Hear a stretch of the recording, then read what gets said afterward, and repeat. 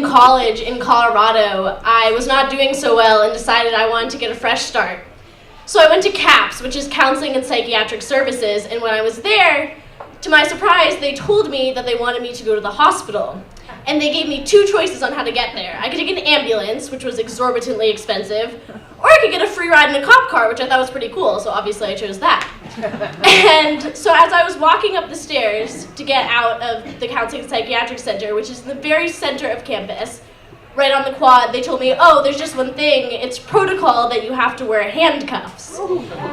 So they bring me out in the center of campus, right on the quad where a cop car is parked, and a small crowd is gathering to see the girl in the sunflower dress, smiling and crying, getting handcuffed against a cop car. And as my hands are being wrenched behind me and I'm trying to be as polite as possible to convince them I'm not crazy, I see a boy that I had met at a party the other night walking towards me that I had a huge crush on. And this boy, he wasn't just any boy, he was the ultimate frat boy who, when he was rushing, had had his Greek letters carved into his chest with a sword and had showed me his erratic scars to make me swoon. He was successful. And I thought to myself, okay, as my cheek was being pressed against the cop car, I can play this off. So I think to myself, be cool, and I do a little hair flip, which is hard when your hands are behind your back, and I said, hey, what's up? Not surprisingly, he pretended like he did not know me and walked away, and that was the beginning of me feeling very, very alone. When I got to the ER, I was there for 2 days while they processed me and told me that I was going to go to an inpatient psychiatric ward. And I was terrified it would be just like One Flew Over the Cuckoo's Nest because that was my only experience with psychiatric wards at the time. I am now an expert. The nurse spent the entire time convincing me, and I was like, no, there's going to be a giant silent Native American man named Chief and an evil nurse. And she spent 2 days convincing me that would not be the case. And I was soothed. When I finally walked through the doors of the inpatient psychiatric ward, the first thing I saw was a giant, silent Native American man staring at me. Another inpatient walked up to me and said, oh, that's Josh, but you can call him Chief. I stared into the security camera like I was on The Office because couldn't be my real life, but it was, and I had to live with it. So I did. Now the thing about psychiatric wards is they're a lot like high school in that they're very cliquey. They're similar to high school in that the cliques are divided up by age and interest and a little different in that they're divided up also by debilitating mental illness. But I had navigated high school before, so when I got to the lunchroom, the most terrifying of new social situations, I felt ready.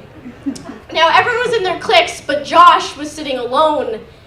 And I decided that I was going to cash in what little social status I had left and go sit with him. We sat together, and we didn't say much of anything, but I remember that he called me his friend. Later that day, I saw Josh walking towards me, and he was really nervous and sort of side-eyeing me, and then started sprinting towards me, slammed on the brakes, got really close to my ear, and said, "You're the prettiest girl I ever met on a psych ward," and then ran away. Now I realized that was nicer than anything any of the frat boys had said to me combined, and hoped that this was the beginning of my fresh start. Later that day, we sat down together. He started telling me about himself and told me that he was immortal and that he could talk to animals, and I'm a big animal lover, so I said, "Oh, that's really cool." And he said, "Yeah, I can project images of them, like holograms, and you can watch them." And I was like, "Oh, I have this horse I really love. His name is Hugo. Like, could you talk to him?" And he said, "Yeah, of course." And so I said, "Okay, can you do it now?" And he looked at me like I was stupid and said, "Well, I have to take acid first." We were obviously friends then. So later, we were in a group meeting together. And there were two patients that were being spoken to, and every time they were spoken to, they would just blink numbly and not say anything. And I asked Josh about them afterwards, and he said they had been given enough electroshock therapy to numb an elephant. And I was terrified. And I went back to my room and started crying and crying and crying. and my hair was all in my face like the girl from The Ring, and it was just a terrifying scene, and I see Josh standing in the doorway, and in his hand is a contraband hair tie.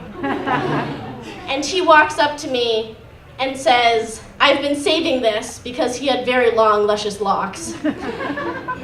"But I think you need it now." And he handed me the hair tie, and I felt every good thing I had ever done coming back to me in the form of this gift, and realized he was the fresh start that I needed. The last thing he said to me when I was leaving 5 days later is that the first thing he would do when he got out was drop enough acid to be able to talk to my horse. Thank you.